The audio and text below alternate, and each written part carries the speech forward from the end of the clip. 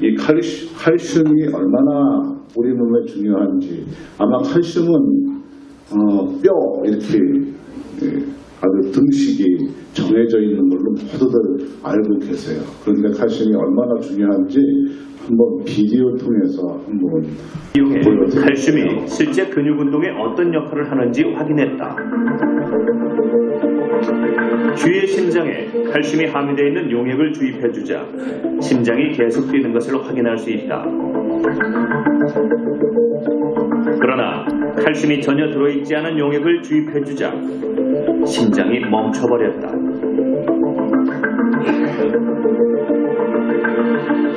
전자현미경을 통해 심근육 세포를 확대해보면 그 움직임이 더 명확해진다.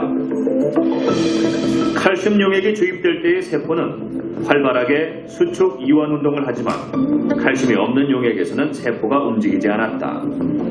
우리 몸에 있는 근육들이 수축하기 위해서는 먼저 전기적인 신호가 와야 되는데 그 전기적 신호가 전달되는 과정에서 세포 내에 칼슘이 올라가면서 수축 단백질의 운동을 가능하게 해줍니다. 우리 몸의 심장은 단 1초도 쉬지 않고 끊임없이 수축 이완 운동을 해서 생명 활동을 유지한다. 이때 심장이 수축 이완 운동을 할 수 있게 촉매 역할을 하는 것이 칼슘이다. 혈액 속에 들어있는 칼슘이 심근육 세포로 들어가면 수축 작용이 일어나고 칼슘이 세포 밖으로 나가면 이완 작용을 한다. 만약 세포 속에 칼슘이 공급되지 않는다면 근육 운동은 더 이상 일어나지 않는다. 심장이 멈춰버리는 것이다. 보셨죠? 이 칼슘은 단지 뼈만이 아니에요. 심장을 저렇게 움직여주는 역할을 해요. 칼슘이 없으면 심장이 안 움직여요. 심장에 부정맥이 오는 이유도 가장 큰 원인이 칼슘이에요. 손발이 저리죠. 손발이 차죠. 칼슘이 부족하게 되면 손발이 차지고 저림이 와요. 운동선수들, 수영선수들 가끔 쥐나는 경우가 있어요. 갑자기 근육 운동을 해서 그 근육 내에 칼슘이 제대로 움직이지 못하면 확 수축한 위에 이완이 안 돼요. 그게 쥐나는 거죠. 칼슘 때문에 그래요. 칼슘은 단지 심장 근육만 움직이는 것이 아니라 더 중요한 역할들을 해요. 심장 근육 움직이는 거 정말 중요하죠. 하지만 우리 인체 모든 세포들은 다시 태어나고 다시 죽곤 하죠. 다시 태어날 때 예전에 있던 그 유전자 DNA가 갖고 있는 정보가 새로운 유전자가 탄생할 때, 복제될 때 칼슘이 부족하게 되면 거기에 있는 정보가 새로운 세포에 온전히 전달되지가 않아요. 그렇기 때문에 그 세포는 죽지 못하고 변이가 되는 거죠. 우리 몸에는 항상 그 변이된 세포들이 에브리데이 생성돼요. 5,000개든 10,000개든 20,000개든 생성돼요. 하지만 건강할 때는 그 변이된 그런 세포들을 다 킬러 세포가, 면역 세포들이 다 제거합니다. 그런데 칼슘 레벨이 더 떨어지게 되면 그 변이된 세포들은 더 많아지죠. 5만 개, 10만 개, 20만 개 더 많아지죠. 그러면 우리 면역 세포들이 다 제거하지를 못해요. 그렇게 해서 생성되는 것이 암이에요. 그러니까 돌연변이 된 세포들이죠. 그 돌연변이 된 세포는 우리 몸을 다 먹어치울 때까지 끝까지 살아요. 그러니까 브레이크가 없어요. 가운데 사진을 보면 화장실에 쓰러져 있어요. 항암 치료 하면 그 부작용으로 인해서 저런 일이 일어나죠. 수많은 약들, 수많은 주사들을 사용하고 있어요. 그 암세포를 죽이기 위해서, 돌연변이 된 그 암을 죽이기 위해서. 하지만 지금까지 100여 년 이상 항암제가 개발되고 또 FDA에서 승인받아서 사용되었어도 어느 것 하나 제대로 암을 죽이는 그런 항암제는 없어요. 대부분 FDA에서 항암제 등록할 때 그 암의 20에서 30% 요 정도만 효과가 나타나도 항암제로 등록을 해줘요. 그런데 우리가 암이 왜 걸릴까? 암이 왜 걸릴까요? 가장 원인이 스트레스예요. 우리 칼슘이 없으면 그런 장기 운동도, 겉모양의 이런 운동도 부족하지만요, 이 내장 기관의 그 자율신경 운동은 더 부족하게 돼요. 우리는 그냥 먹지만, 고기나 뭐 이런 것들을 많이 먹지만, 우리가 어떻게 할 수 있는 방법은 아무것도 없어요. 위에서 자율적으로 소장, 대장 이런 데서 다 자율적으로 소화시키고 배설시키는 거죠. 그게 다 다른 많은 바이타민이나 미네랄도 있지만 칼슘이 가장 중요한 역할을 해요. 너무너무 중요해서 뼈에다가 세이브를 해놓는 거예요. 우리가 엄마 뱃속에 있었을 때 태아 때 생긴 그 뼈는 7년 후에 바뀌어요. 1년에 15%까지 뼈가 바뀌는데 일생에서 5번 정도 뼈가 바뀌어요. 35살까지요. 그러니까 그 뼈 밀도가 이렇게 올라갈 때는 성장기에는 정말 그 건강하게 섭식 생활도 잘하고 운동도 잘해야 돼요. 35, 40 정도부터 되면 그때부터는 칼슘이 뼈에 들어가지를 못해요. 칼슘이 뼈에 들어가지 못하니까 뼈에서 칼슘을 뺏게 되죠. 칼슘을 뺏게 되면 그 점점 구멍이 나는 거죠. 뼈에. 여러분 뼈에 좋다고 하는 사골국이나 멸치나 시금치 엄청 드시잖아요. 황소 10마리를 잡아서 뼈를 사골해서 드신들 뼈밀도가 올라가지 않아요. 멸치를 10푸대, 20푸대를 다 볶아서 먹어도 뼈밀도가 올라가지 않아요. 뼈밀도가 올라간다면 오스테오포로시스 골다공증이 일어나지를 않죠. 캐나다 전체 인구, 미국 전체 인구의 11%가 골다공증이에요. 11%가 전체 인구에. 그러니 시니어 인구 중에는 몇 %이겠어요? 30%에서 50%가 골 부족증 아니면 골 다공증이 돼요. 술을 드시면 또 뼈를 많이 상하게 만들어요. 칼슘을 소모시키는 거죠. 간에서 알코올을 분해할 때 칼슘을 빼쓰기 시작해요.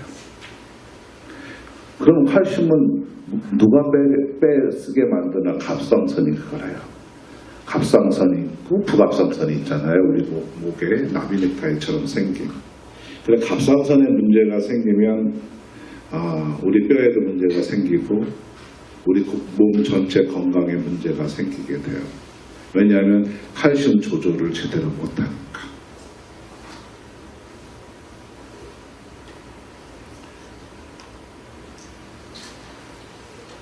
제가 그래서 그런데도 불구하고 칼슘 보충제를 많이 드시잖아요. 아마 집집마다 식탁 위에 칼슘 보충제 한두 병씩 없는 집은 거의 없을 거예요. 그리고 여성분들은 보면 폐경기 지나면 또 칼슘 보충제 항상 의사들이 복용하라고 그렇게 하죠. 그런데 그거는 바이타민 D가 있어야만 칼슘이 흡수가 되는데 어떻게 그렇게 흡수가 돼도 왜 뼈는 움직일지 모를까, 점점 사라질까, 거기에 대해서 설명 한번 드릴게요.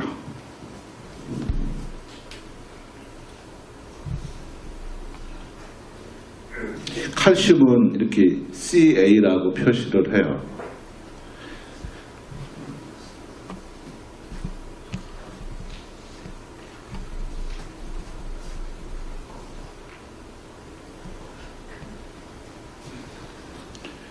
저 같은 경우는 82kg 되거든요. 그러면 피를 다 빼면요, 500, 그러니까 한 5리터 정도가 돼요. 피를 다 빼면. 그러면 혈액 안에 5리터가 제가 있어요. 제 체중에, 물론 체중이 낮으면 조금씩 작아지죠. 5리터 안에 이 칼슘이 얼마나 들어있을까요? 5리터 안에. 우리가 칼슘 이제 이렇게 복용할 때 보면 500mg, 1000mg 그렇게 있어요. 타블렛이. 그런데 이 5리터 안에는 칼슘이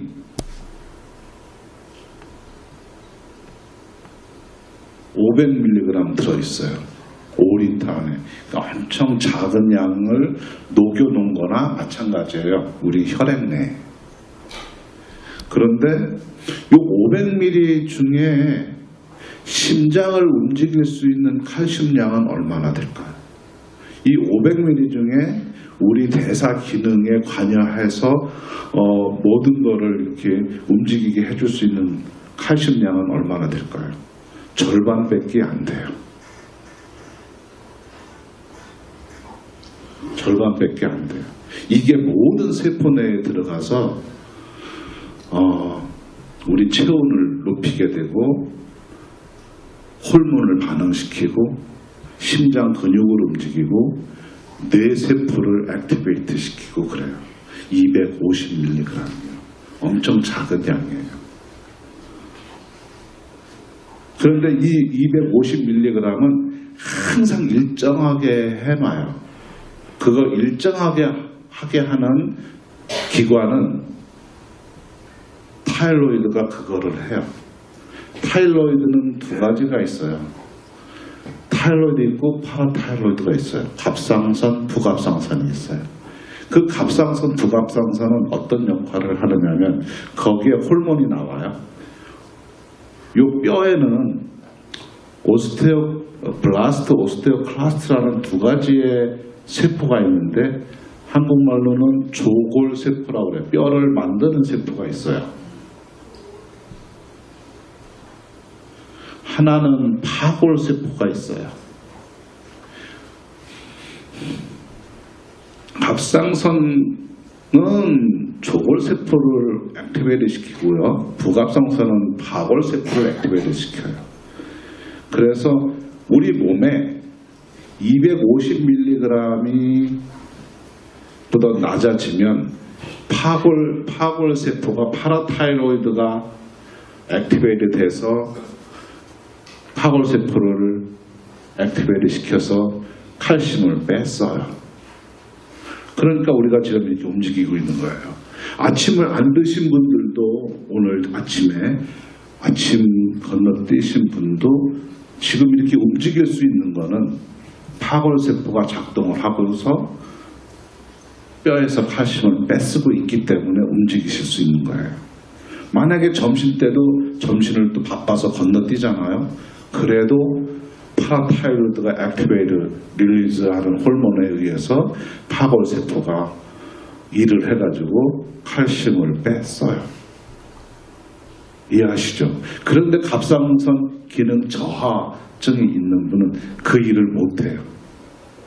그래서 닥터들이 작은 알약을 하나씩 이렇게 먹게 하죠. 그게 파골세포를 액티베이트 시켜서 칼슘을 뺏쓰게 해서 우리 몸을 이렇게 움직일 수 있는 거예요.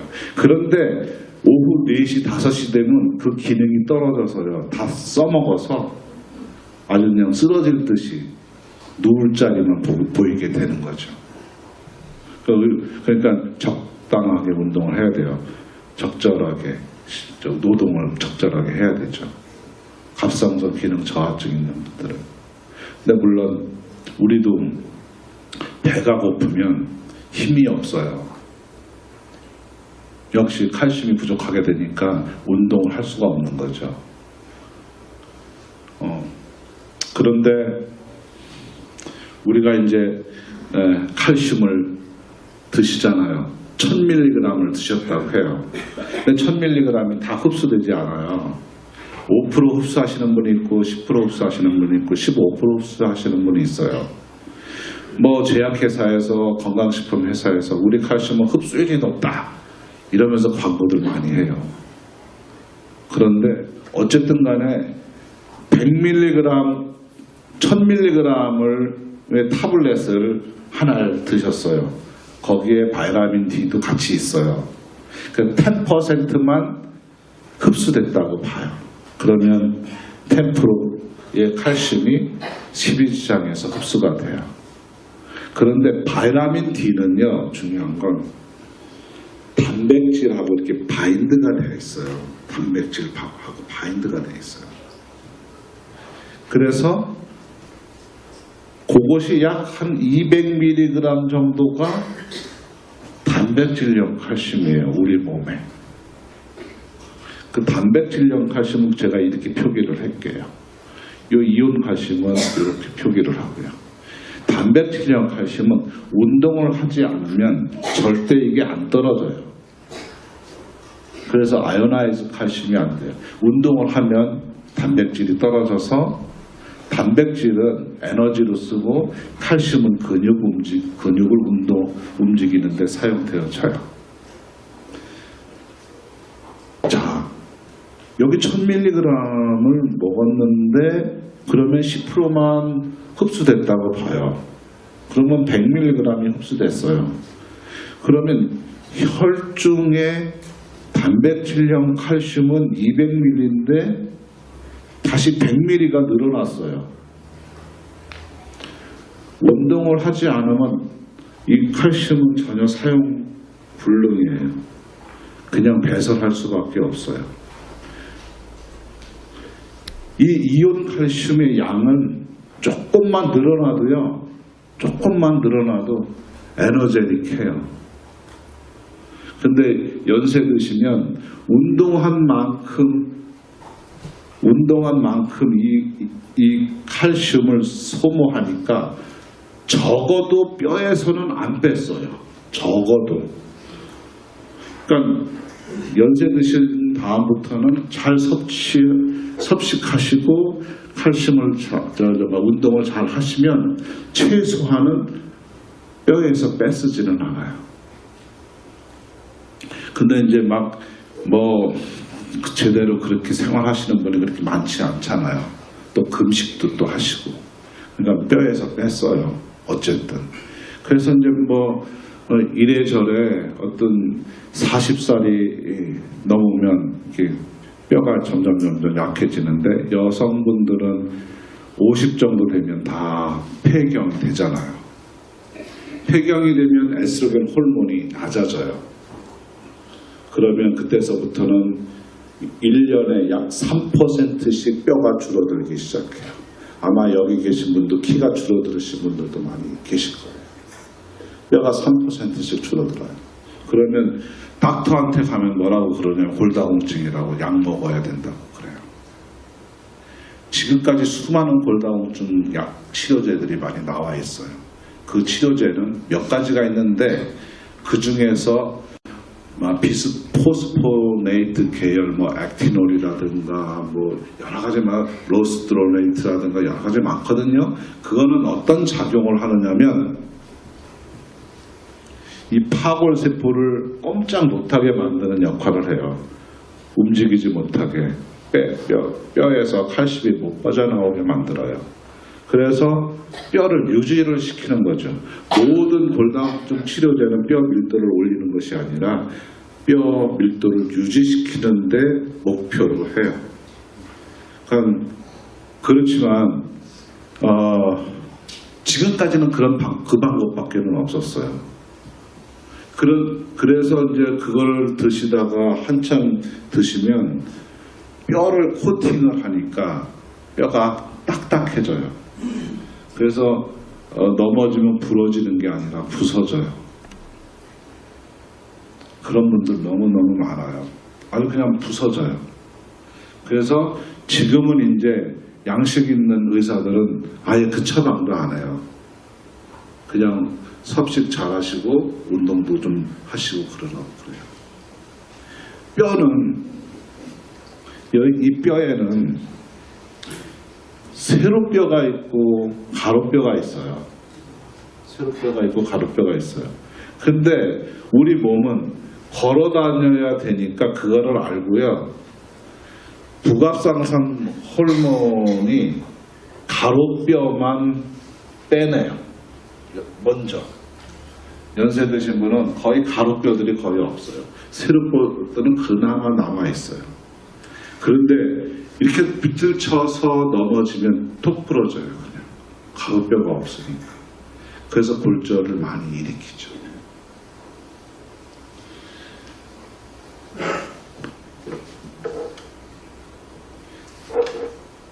이제 우리 몸에 그렇게 이제 그 칼슘들을 이렇게 소모를 하다 보니까 칼슘이 모자라게 되는 거죠. 이렇게 세포 내에 칼슘들이 모자라게 되는 거예요. 모자라게 되니까 점점 이제 어디가 아파지기 시작하는 거죠.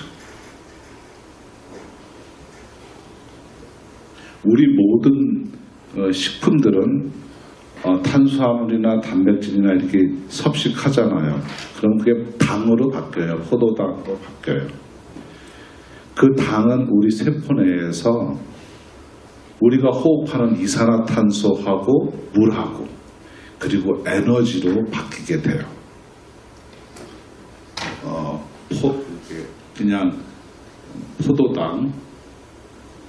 포도당이 이게 산소죠. 산소라고 하고요. 포도당이 산소하고 세포 내에서 결합을 하면 이 이산화탄소가 나와요. 그 다음에 물이 나와요. 그 다음에 에너지가 나와요. 그런데 산소가 부족하게 되면 이 작용이 안 돼요.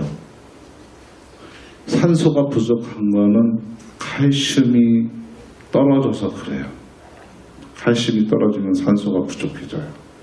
암 환자분들은 정상인에 비해서 3분의 1 산소 공급량이 3분의 1밖에 안 돼요. 그러다 보니까 에너지가 많이 없어져서 체온이 낮아지는 거죠. 암 환자분들은 대부분 체온이 36도 이하예요. 그래서 칼슘만 제대로만 잘 공급을 해주면 에너지가 생기고 체온이 올라가요. 체온만 올라가면 1도만 올라가면 암으로부터 해방될 수가 있어요. 그런데 거기에다가 독약을 쏟아붓고 있잖아요. 항암제라는 키모테라피 독약을 쏟아붓고 있잖아요. 아까 그랬죠. 간에서 그런 독약들을 분해를 하는데 칼슘 소모가 엄청 많아진다. 칼슘 소모가 많아지니까 점점 다른 정상 세포들도 더 안 좋게 되는 거죠. 그러면 그 정상 세포들도 유전자들이 변이가 돼요. 우리 몸에 어렸을 때는 유전자가 생 기계로 설명드리면 컵을 이렇게 막 이런 것들을 이렇게 생산하잖아요. 10만 개, 100만 개까지 생산하면 그때서부터는 이런데 뭐가 이렇게 잘못된 것들이 생기게 돼요. 그렇죠? 막 이런데 뭐 플라스틱 그런 것들이 생기게 돼요. 그거를 교정시키는 물질이 우리 몸의 세포에 있어요.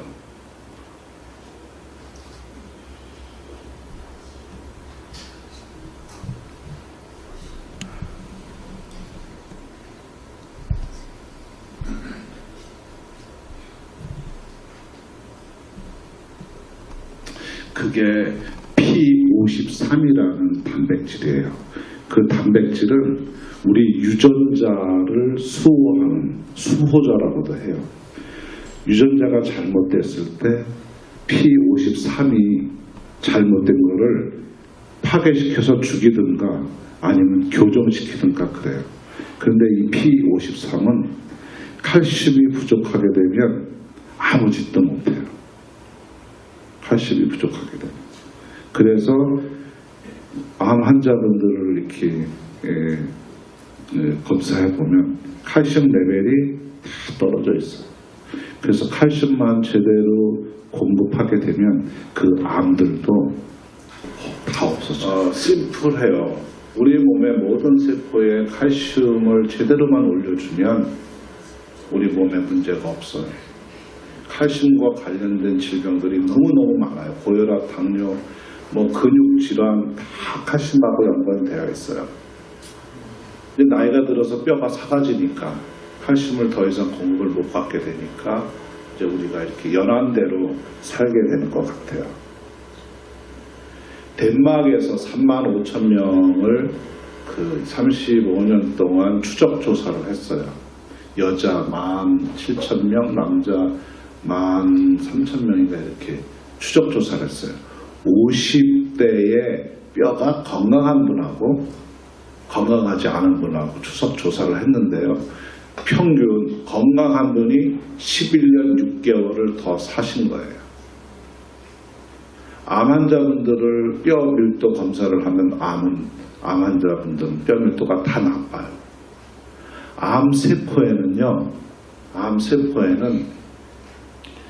파라타이로이드 호르몬 유사 호르몬이 나와요. 분비를 해요. 요놈이 부갑상선 호르몬하고 똑같은 작용을 해서 뼈에서 칼슘을 막 쏟아내게 만들어요. 여러분 공동묘지에 예전에 한국에서 보면 공동묘지 보면 파란 불꽃 일군 했죠. 아시죠? 우리 뼈는 칼슘만 들어있지가 않아요. 뼈가 빠져나올 때 그 인이라는 물질도 같이 빠져나와요.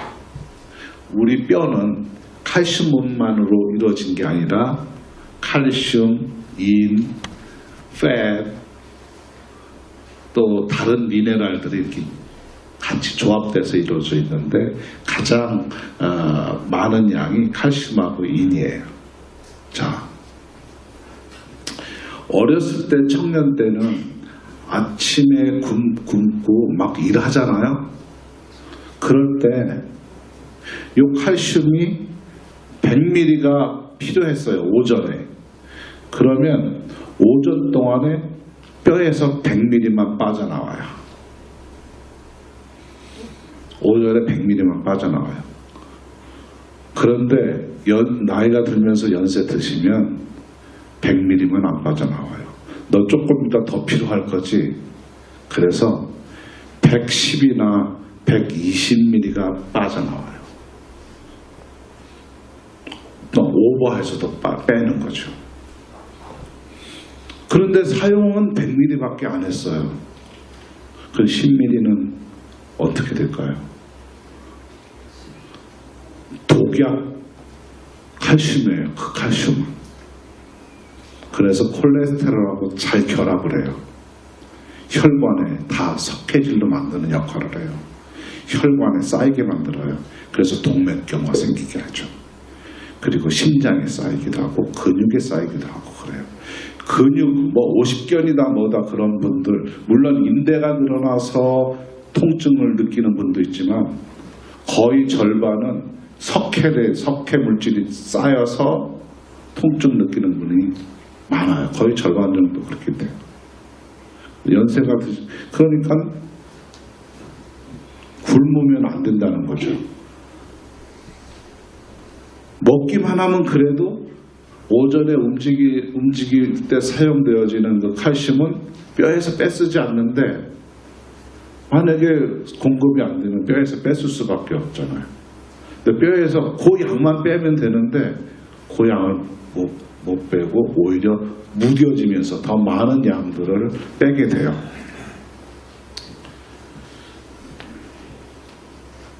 아마 그 중국 그 영화 배우 중에 이연걸이라고 있을 거예요. 이연걸 씨가 갑상선 항진증을 앓고 있어요. 우리가 보통 한두 시간 운동하잖아요. 그럴 경우에는 큰 문제가 없어요. 그런데 한두 시간 운동을 하는 것이 아니라 3시간, 4시간, 5시간씩 이렇게 운동을 과하게 하게 되면 아침, 점심에 먹은 칼슘을 다 소모하고 나머지 뼈에서 뺏게 되는데 갑상선 기능이 터져버려요. 갑상선 기능이 터지면요, 뼈에서 주체 없이 칼슘이 쏟아져 나와요.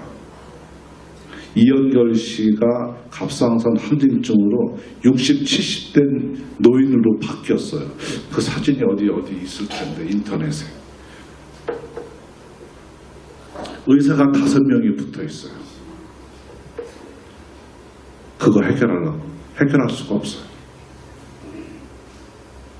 암 환자분들 서울의 서울대 병원이나 삼성병원이나 캐나다는 그나마 그래도 다행이에요. 국가에서 다 해주니까.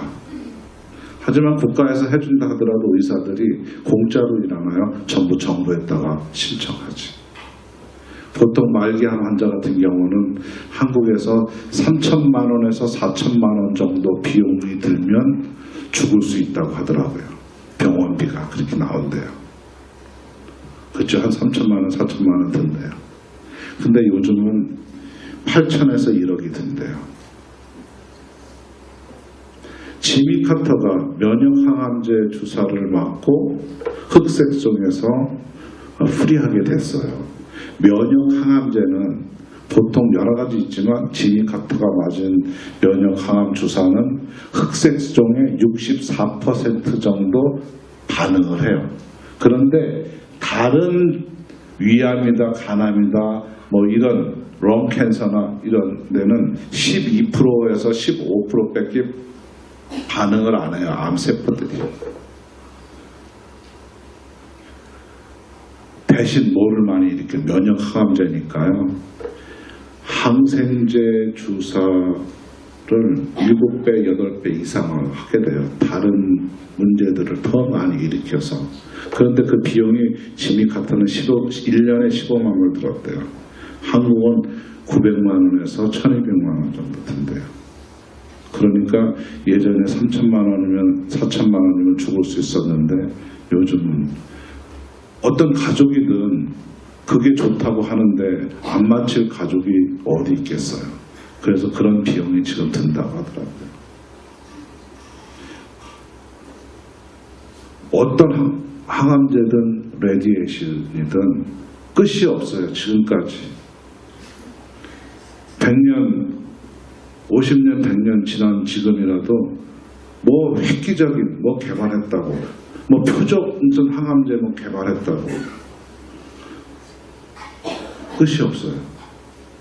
그저 제약사들 배를 이렇게 부르게만 만들어주는 역할을 하는 거죠.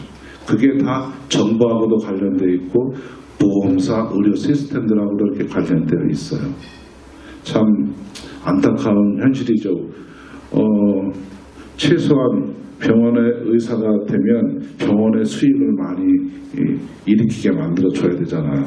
병원 의사 입장에서는 월급을 30만 불, 50만 불 받아가려면.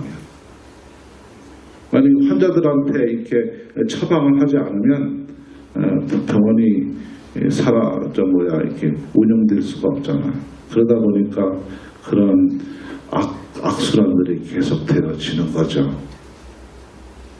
그래서 암세포는 브레이크가 없는데 그 암세포를 스탑시킬 수 있는 방법은 제가 여태까지 연구한 바로는 칼슘이면 거의 다 스탑된다는 거죠. 엊그저께 한 사람이 발표를 하는데 설암이 걸렸어요. 그래서 한번 시험 임상을 해본다고. 설암은 보통 고통을 수반하고 말기에는 임파선을 타고 폐까지 들어가요. 그리고서 사망하죠. 근데 칼슘을 주입을 하니까 한 달 만에 다 네거티브로 바뀐 거예요. 다시 스탑시키니까 다시 임파선까지 내려가는 거예요. 그래서 이 칼슘이 모든 세포의 칼슘의 레벨을 올려주면 건강을 제대로 찾을 수 있겠다. 그래서 뼈의 건강이 정말 우리 전체의 삶의 90% 이상 그 건강을 책임지는 게 칼슘이 아닐까 그렇게 판단을 해요, 제가. 그래서 칼슘만 제대로만 섭취하면 건강에 아주 연한까지 사실 수 있죠. 그 전에 힘들지 않게 사실 수 있지 않겠나 하는 생각을 또 해봐요. 최근에는 칼슘 브로커라고 해요. 칼슘을 차단하는 그런 약제들도 개발돼서 병원에서 사용되어지고 해요. 우리가 이렇게 딱 때려서 아픔을 느끼는 것도 신경 전달이 되기 때문에 아픔을 느끼는 거예요, 뇌에서. 그것도 칼슘이에요. 칼슘이 없으면 아픔을 못 느껴요. 그래서 칼슘 브로커, 그러니까 칼슘 브로커를 주사하면 칼슘이 차단되기 때문에 수술할 때 안 아프게 마취 효과를 나타내는 거죠. 그래서 그 신경 전달도 칼슘이 해요. 근육의 신경 전달도 마찬가지죠. 칼슘이에요. 근육 저림이라든가 근육의 힘이 빠지는 거, 루게릭이라든가 또 MS, 멀티플 실러로스, 근육 경화증, 서양 사람들한테 많이 나타나요. 칼슘이 근육 내에 부족하게 되면 그런 근육이 경직되고 섬유화되고 하는 그런 그 질병들을 앓게 돼요.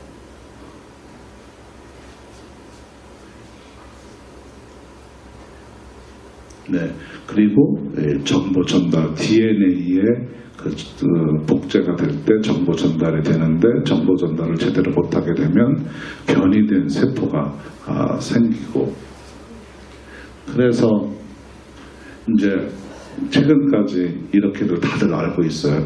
바이타민 D, 모든 칼슘제에는 바이타민 D 이렇게 같이 함유되어 있어요. 그게 시장에서 흡수가 되는데 모든 그런 회사들이 우리 칼슘은 흡수가 잘 된다라는 뜻은 뼈까지의 흡수가 아니라 혈중까지의 얘기를 말하는 거예요.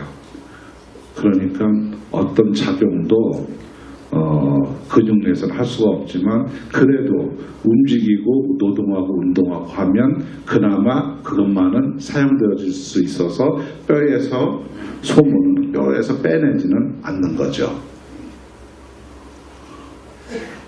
제가 아까 설명드렸어요.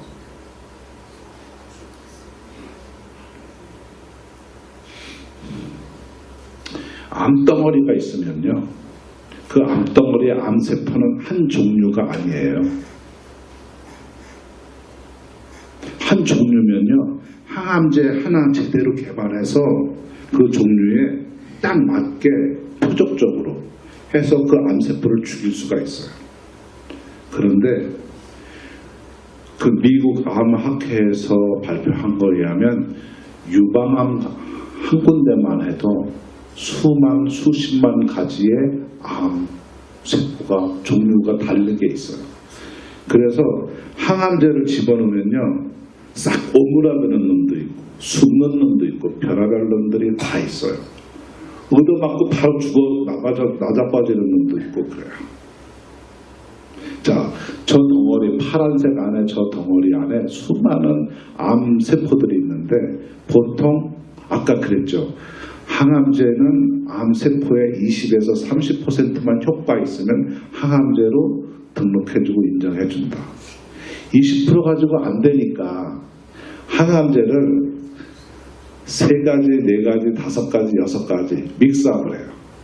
믹스업을 해서 여기다가 주사해요. 먹는 항암제도 있지만 주사해요. 어떤 놈이 맞든 맞아서 죽으라고요. 그래서 저 안에 빨간 놈이 한 80%가 없어졌어요. 그러면 의사들은 그래요. 럭키하다고, 이 항암제가 잘 맞는다고 그래요. 그래서 그 항암 스케줄은 보통 6번을 해요. 그리고 또 다른 항암제를 할 때 그 항암제로 12번을 하는데 그 6번에서 항암제가 제대로 잘 안 들으면 다른 항암제로 바꾸죠. 그 밴쿠버에서 대장암 말기에 저를 찾아온 분이 있었어요. 저하고 같은 나이였죠. 한 7, 8년 전에요. 대장암으로. 그래서 제가 그랬죠. 한번 트라이 해보겠냐고. 그래서 제가 이제 그때는 뭐 처음 개발 단계였었고 임상 단계였었으니까 드렸어요. 2시간 동안 키모를 받고요. 병원을 걸어나간 사람은 여태까지 못 봤다고 oncologist가 그러더래요. 어떻게 그렇게 쌩쌩하게 돌아다닐 수가 있냐고. 도대체 뭐 먹느냐고. 정말 건강하게 키모를 받고 있었어요. 저는 6번만 받고 받지 말라고 그랬죠. 근데 이제 이것도 믿고 싶고 저것도 믿고 싶고 하니까 의사 말을 믿고 12번 이상을 받게 됐어요. 그분이 어떻게 돌아가시게 됐냐면 암 때문에 돌아가시지 않았어요. 항암제 때문에 돌아가셨어요. 항암제를 투여를 하면 우리 몸 안에 있는 점막이란 점막은 싹 없애버려요. 그래서 위점막, 장 점막을 다 없애버려요. 장이 하늘하늘하게 얇아져요. 콩국수에 들어있는 오이 썰은 재채기 하면서 그 오이가 장을 뚫은 거예요. 그래서 장천공으로 그래서 사망했어요. 그러니까 암으로 죽은 게 아니라 항암제로 죽은 거예요. 대부분 암 환자분들은 암으로 돌아가시는 게 아니라 항암제로 돌아가세요. 항암제로 더 빨리 돌아가세요. 암은 그냥 저렇게 동그랗게 있지를 않아요. 개처럼 다리를 뻗어 있어요. 수술을 한다 하더라도 다 뻗어 있는 게 어디까지 뻗어 있는지 다 도려낼 수가 없어요. 수술한 다음에 방법은 키모하는 거예요. 다시 나머지 죽이는 거죠.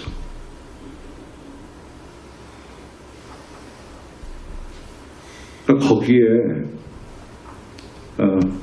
그런 항암제를 이렇게 하게 되면 칼슘 레벨이 떨어질 수밖에 없고, 그런 새로운 쌩쌩한 그런 정상성인 세포가 다시 복제될 수가 없어요. 대장암이라고 의사 진단을 받았어요. 그래서 수술 날짜를 잡아서 2달 후에 수술하자, 1달 후에 수술하자 하잖아요. 그런데 배를 열었어요. 간에도 있고 위에도 있어요. 그러면 의사들은 뭐라고 그러냐면 전이 됐다고 그래요. 그 사이에 전이 됐다고 그래요. 절대 전이 된 게 아니에요. 나올 때 나온 거예요. 이미 칼슘 레벨이 떨어져 있으면 어디건 튀어나오게 되어 있어요. 그런데 의사들은 전이 됐다고. 전이 된 게 아니고 나올 때 나온 거라고. 늦게 좀 나온 거라고. 말기암 환자 같은 경우는 오후 죽순으로 생겨요. 그러니까 토양이 그렇게 된 거예요. 몸이 그렇게 된 거예요.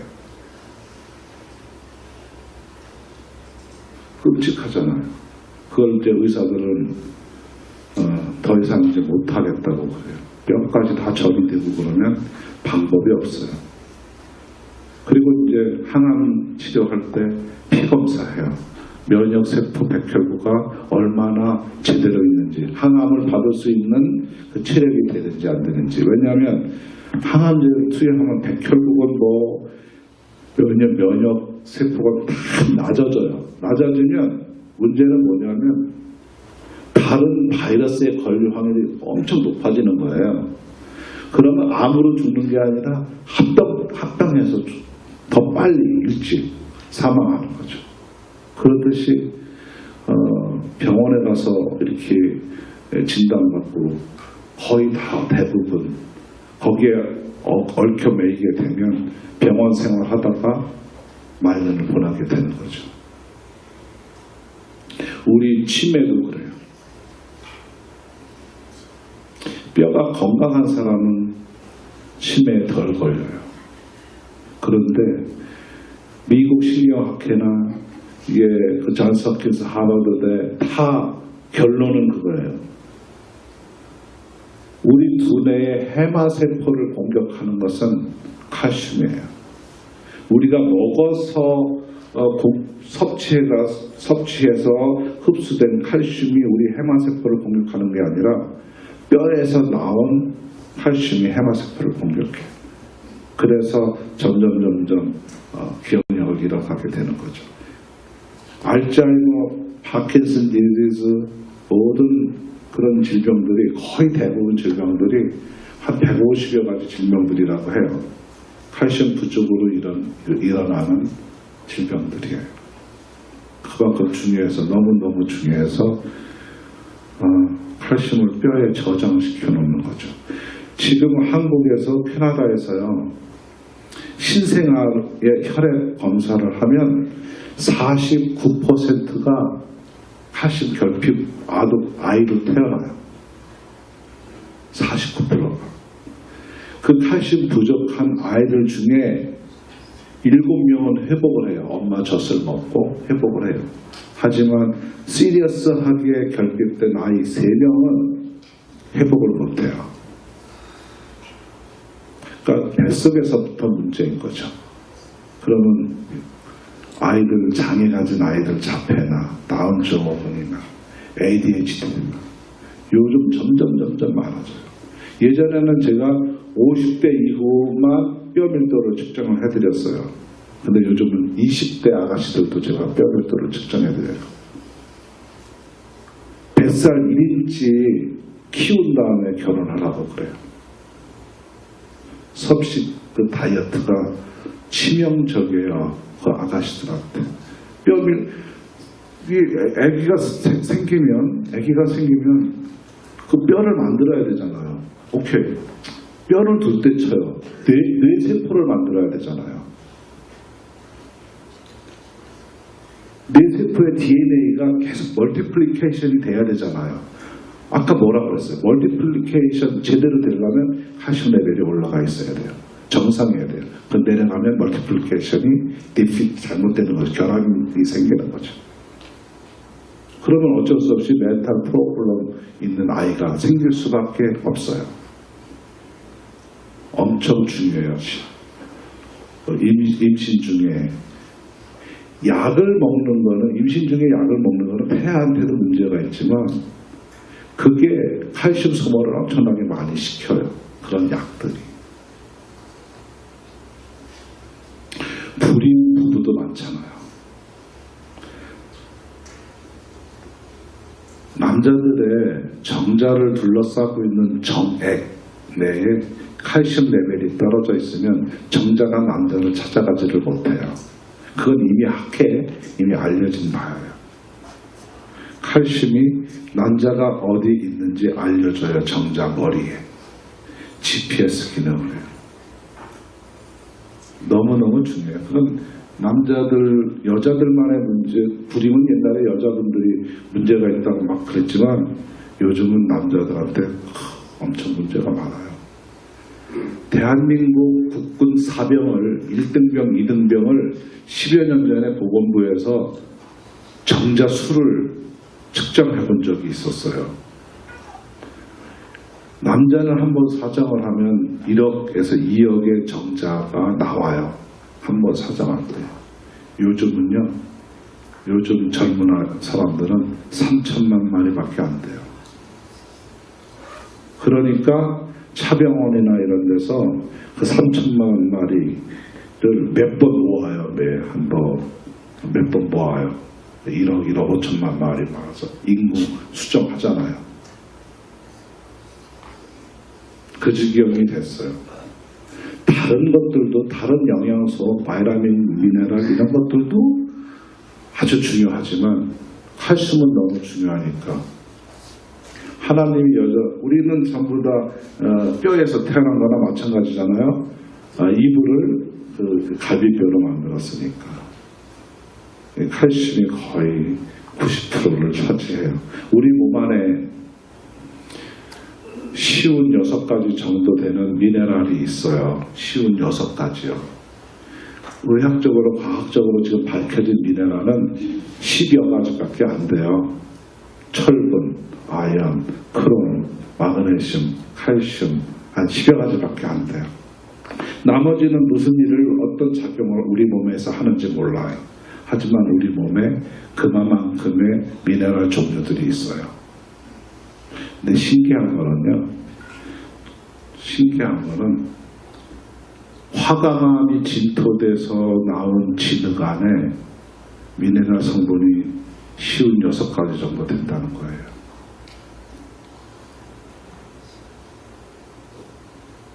정말이에요. 화강암 안에 지구상이 거의 40% 이상 화강암 지대로 다 이루어져 있어요. 돌멩이들로요. 그런데 그 안에 그런 성분, 미네랄 성분들이 50여 가지가 있어요. 제일 많은 곳은 어디냐면 이렇게 바닷물 한 60여 가지가 돼요. 모여 있으니까. 근데 우리 몸에 가장 그래도 메이저를 차지하고 있는 게 철분, 칼슘인데 그 칼슘이 그런 중요한 역할을 해서 우리 뼈 안에 저장해 놓고 사용하게 되는데 그 칼슘이 부족하게 되면 정말 그런 질병들을 그렇게 많이 일으킨다는 거죠. 거의 다 돼가요. 한 10여 년 전에는 그러니까 50대 이상의 여자분들 그 3명 중에 1명은 골다공증이었어요.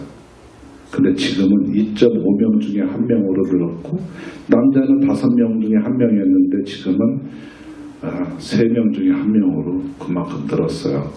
제가 뉴욕에서 세미나 하면서 100명 넘게 골밀도를 측정을 해드렸어요. 3일 동안에. 70세 이상 되신 분은 거의 80에서 90% 골다공증이에요. 근데 그걸 모르고 사시는 분들도 너무너무 많더라고요. 한 번도 안 재봤대요, 골밀도를. 근데 여기서는 다 60 넘으면 다 재주고 있거든요. 요거는 아주 오래된 건데 지금은 한 5만 8천 명 정도가 매년 프랙처가 돼요. 시리어스한. 근데 한번 다른데 프랙처가 골절이 되면 그래도 그나마 나아요. 엉덩이 뼈나 허벅지가 프랙처가 되면 꼼짝없이 누워 있어야 돼요. 장로님도 열흘만 그냥 꼼짝없이 베드 위에 누워 있어 봐요. 다리 후들후들 떨리면서 잘 걷지도 못해요. 그런데 6개월, 10개월을 누워 있어 봐요. 대사 기능도 현저히 떨어지고요. 소화도 잘 안 돼요.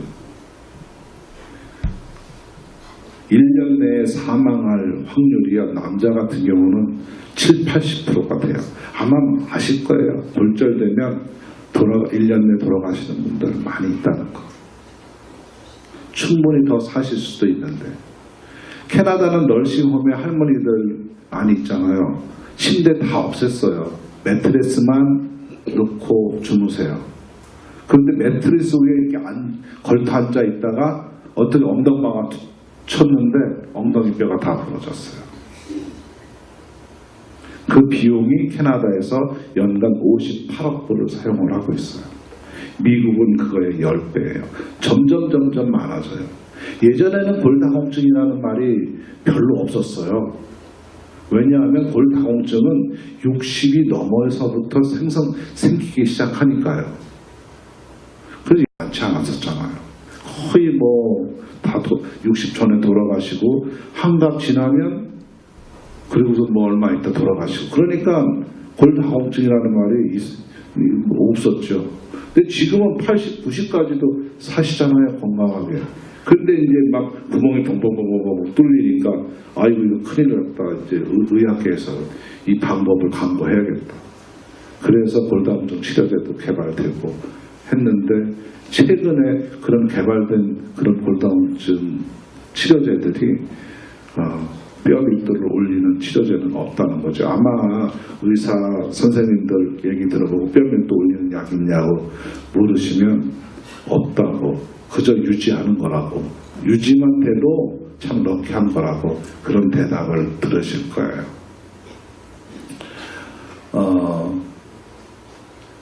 제가 연구를 하면서 더 많은 자료들이 있는데 시간이 이제 없는 관계로요. 간단히 하고 끝나고 질문 받고요. 그리고 점심 식사하시고 그 다음에 제가 뼈 밀도 분들을 측정을 해드릴게요. 여기 계신 분들 모든 분들 다 해드렸으면 좋겠는데 네, 제가 측정하는데 3분 정도 걸려요. 한 분에. 근데 적은 인원이면 제가 상담도 해드리면서 이렇게 하곤 하거든요. 또 시리어스하게 몸이 많이 안 좋은 분들 이렇게 상담해드리고 어떻게 하시라고 상담해드리면 5분, 6분 막 이렇게 걸려요. 그러면 다른 분들 또 라인업이 되니까 가급적이면 3분에서 3분 30초 내에 한 분 제가 이렇게 다 골밀도 측정해드리고요.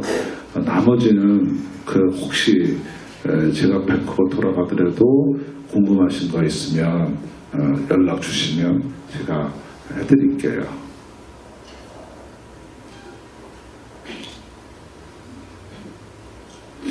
제가 연구하는 칼슘에 관련된 거라 어려운 일이라 이거는 그냥 넘어갈게요. 골밀도 측정은 두 가지 방법이 있어요. 병원에서 하는 거는 엑스레이로 해요. 그 허리하고 대퇴부를 해요. 저는 그거를 이제 엑스레이로 하는 거고, 저는 팔목에 해요. 그 초음파를 뼈에다가 쏘아서 얼마나 빨리 지나가는지, 느리게 지나가는지를 가지고 측정을 하는 거거든요. 애큐레이트해요. 병원 거랑 거의 똑같이 나와요.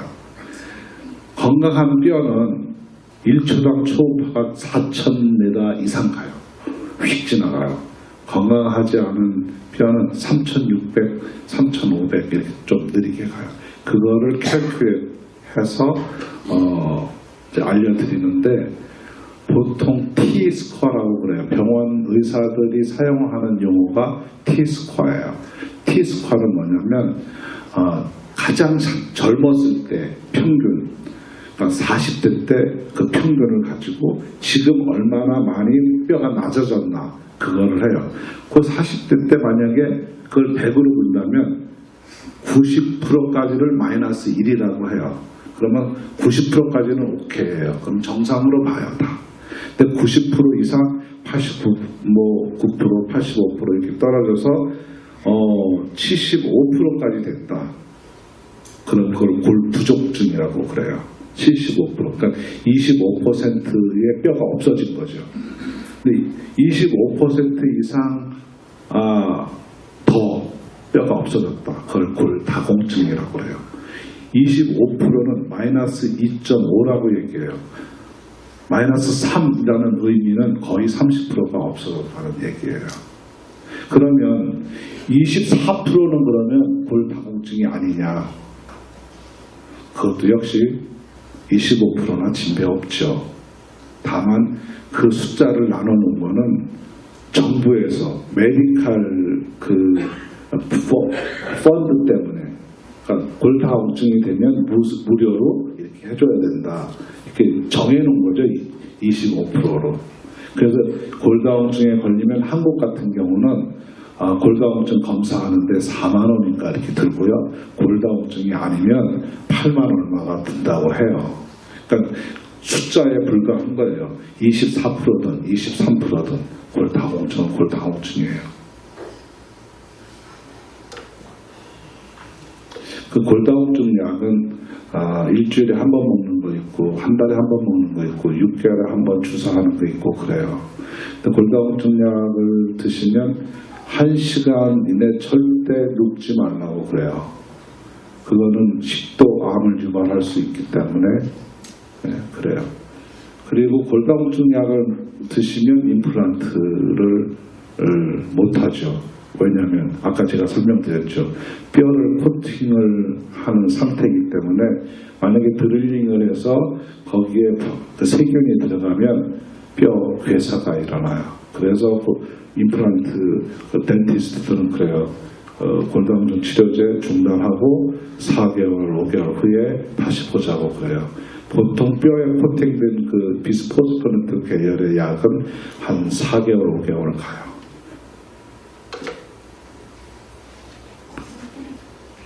그래서 제가 들고 다니면서 체크업 해드리는 게 이거예요. 이제 이렇게 드시게 하니까 뼈 밀도가 점점 올라가는데 1, 2년 내에 올라가는 게 아니라 몇 개월 새에 정상을 회복해요. 어떤 할머니는 갈비뼈가 이렇게 이렇게 사고로 갈비뼈가 부러지면 보통 병원에서는 한 12개월 걸려요. 근데 한 달, 2달이면 다 붙어요. 건강하게.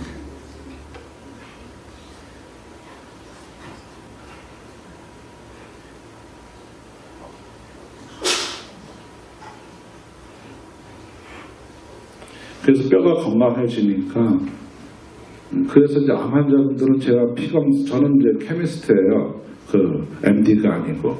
그래서 암 환자들 보면 뼈 밀도가 이렇게 내려가니까 제가 그냥 오시라고 그래요. 뼈 밀도 한번 측정해보자고. 그래서 처방을 하고 3개월 후에 뼈 밀도를 측정을 해봐요. 그 뼈가 내려가다가 스탑되면 암 세포도 스탑된 거예요. 다시 뼈 밀도가 올라가면 그때부터는 이겨내고 있는 거죠.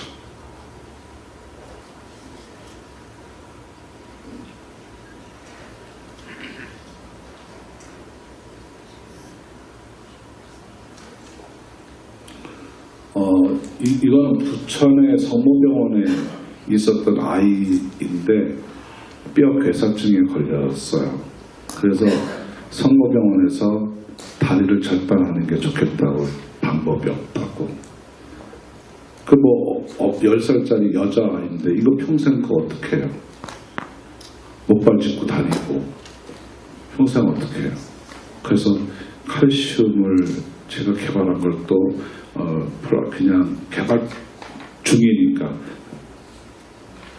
다른 방법이 없으니 먹어보라고. 한 달 만에 깁스를 풀고요. 1년 만에 정상이 됐어요. 그러니까 뼈의 메타볼리즘이 칼슘하고 얼마나 중요한지, 칼슘이 공급되면 성장하는 그 뼈에도 저런 현상들을 막을 수가 있는 거죠. 그러니까 우리가 루케미아, 백혈병 같은 경우도 마찬가지예요. 골수에서 백혈구를 생산해요. 골수에서. 근데 골수가 건강하지 않으면 백혈구가 이제 백혈병도 타입이 여러 가지예요. 백혈구가 생성되지 않는 게 있고, 백혈구를 엄청나게 쏟아내는 경우, 불량 백혈구를 엄청나게 쏟아내는 경우가 있어요. 마찬가지예요. 적혈구를 만들었는데 적혈구가 그냥 퍽퍽 터지는 거예요. 그 용혈성 빈혈이라고 의사들은 진단하지만 혈액암이죠. 적혈구가 생산되는 게 제 역할을 이렇게 단단하지 못하고 그냥 톡톡 터지는 거예요. 풍선 방압 터지듯이. 그게 칼슘이 부족하면 그래요. 지금 우리는 여기 그 해발 50m, 100m에서 살고 있잖아요. 에티오피아나 이런 데는 보면 해발 2000m, 3000m에서 살아요. 그 사람들은 산소가 부족한데도 넉넉하게 살아요.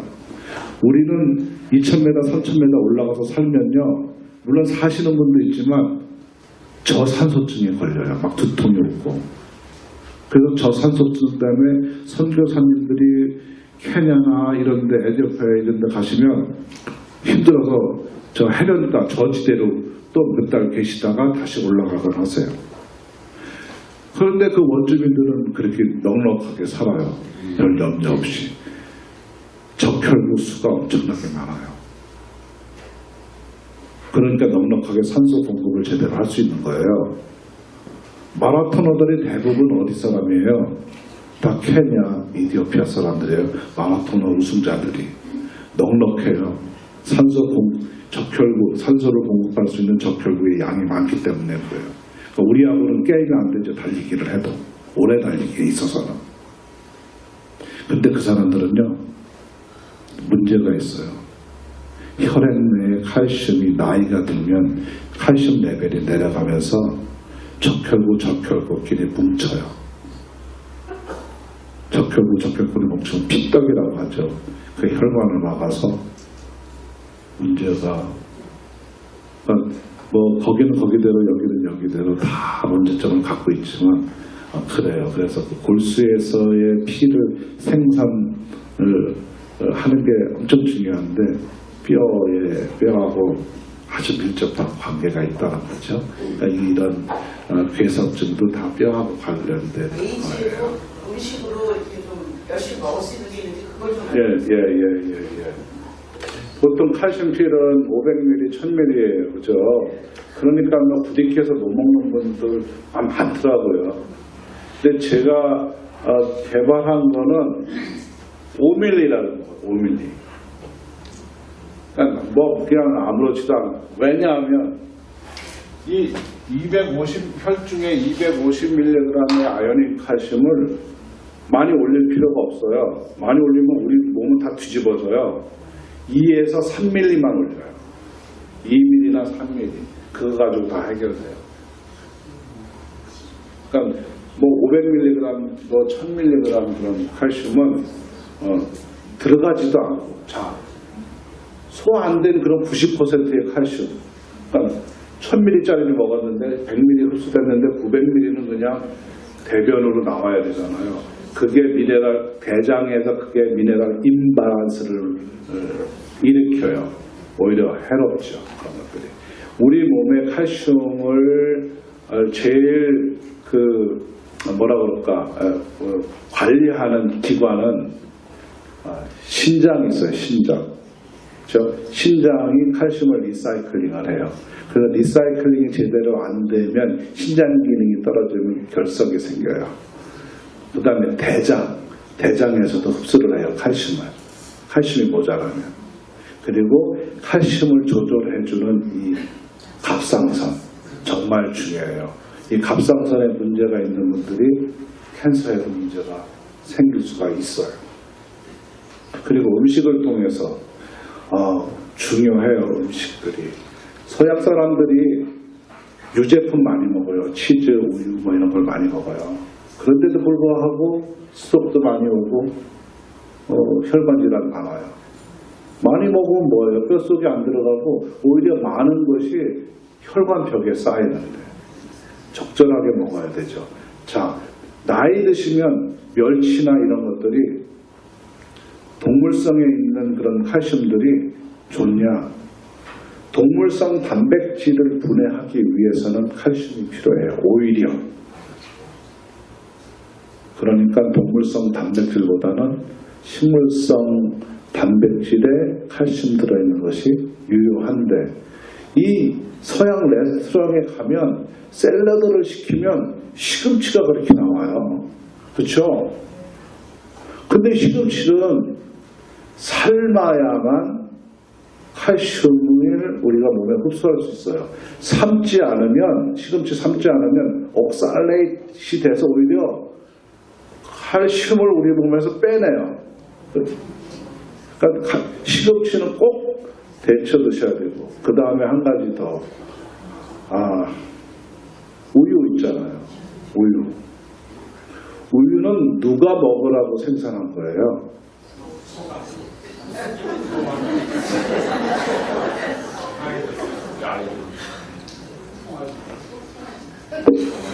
송아지만 먹게 되어 있어요. 존스 홉킨스대나 하버드대 암센터들 얘기는 저도 많이 경험을 했는데, 우유 안에는 성장 호르몬이 있어요. 그러니까 이제 송아지나 이렇게 잘 자라도록 성장 호르몬이 우유 안에 엄마가 생산하는 거죠. 젖으로. 캔서에 치명적이에요. 인간의 캔서에 바로 증가해요. 밴쿠버에서 어느 전도사님이 캔서였었는데 1갤론을 드신대요, 하루에. 절대 나이 드시면 적절하게 요구르트나 뭐 이런 거 이렇게 드시는 건 괜찮은데, 많이 드시면, 특히 캔서 환자는 요구르트나 이런 것도 가급적이면 안 드시는 게 좋아요. 그리고 요즘 젖소 뭐 이렇게 유튜브나 이런 동영상 보면 참 보기 끔찍한 짓들을 많이 하더라고요. 낙농업자들이 전부 그냥 우리가 지금 이렇게 살고 있지만 정말 못된 음식들이 우리 박사님 정말 감사합니다.